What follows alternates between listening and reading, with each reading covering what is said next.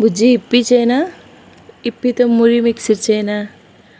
ఎప్పుడు ఎలాగ ఇప్పి చేసుకుంటాం కదా, మురి మిక్సర్ చేస్తాను. ఓకేనా, నచ్చుతుంది కదా నీకు?